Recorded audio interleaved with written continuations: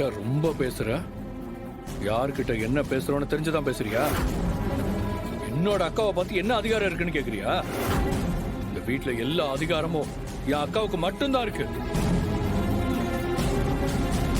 ஒன்ன மட்டும் இல்ல, இங்க இருக்கிற யார வேணாலும் கேள்வி கேட்கிற அதிகாரம் எங்க அக்காவுக்கு இருக்கு. எங்க அக்கா கேள்வி கேட்டா நீ பதில் சொல்லித்தான் ஆகணும்.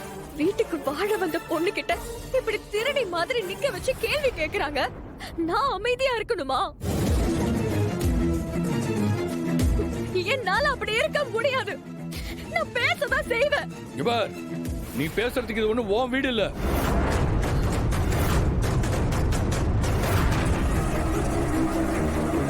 எங்க அக்கா கேள்வி கேட்டா ஒழுங்கா பதில் சொல்லணும்.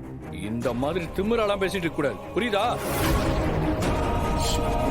என்ன நீ பாட்டுக்கு என்னோட அக்காவை என்ன வேணாலும் பேசுவ? அதெல்லாம் நான் பார்த்துட்டு அமைதியா இருப்பேன் நினைச்சியா?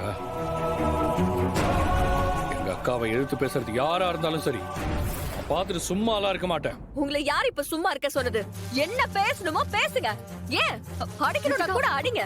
ஏன்னா உங்களால என்ன மட்டும் தானே அதட்ட முடியும். உங்க அக்கா இப்படி ஆதாரமே இல்லாம நான் செய்யாத தப்புக்கு என்ன திருடி மாதிரி நிக்க வச்சு கேள்வி கேக்குறாங்க. அத பத்தி உங்களுக்கு எதுவும் கேட்கணும்னு தோணலல? யார நம்பி இந்த வீட்டுக்குள்ள நான் வந்தேனோ அவங்களே என்ன பத்தி புரிஞ்சுக்காம இருக்கிறப்போ இனிமே நான் இந்த வீட்டுல இருந்து என்ன பிரயோஜனம்? நான் இப்பவே கிளம்புறேன்.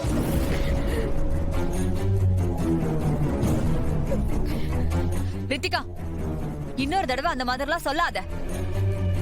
கபிலன் ஒன்னும் உன்னை புரிஞ்சுக்காமலாம் இல்ல. அவன் அக்கா மேல இருக்கிற பாசத்துலதான் இப்படி எல்லாம் பேசிட்டு இருக்கான். இதுக்காகலாம் நீ வீட்டை விட்டு போற வேலையெல்லாம் வச்சுக்காத சொல்லிட்டேன். இல்ல அத்தை, அவருக்கு வேணும்னா அவங்க அக்கா மேல பாசம் இருக்கலாம். அதுக்காக யார வேணாலும் நம்பாம போகலாம். ஆனா நான் நம்பினது இவரை மட்டும் தானே. அந்த நம்பிக்கைக்கு இப்ப அர்த்தமே இல்லாம போயிடுச்சு. இதுக்கப்புறமும் நான் இங்க இருக்கிறதுல எந்த அர்த்தமும் இல்ல அத்தை. நான் போறேன். ஏய், இப்ப எதுக்கு இவ்ளோ தூரம் பேசிட்டு இருக்க?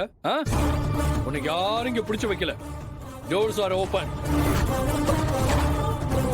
கபிலா, கபிலா, என்ன பேசிட்டு இருக்க நீ?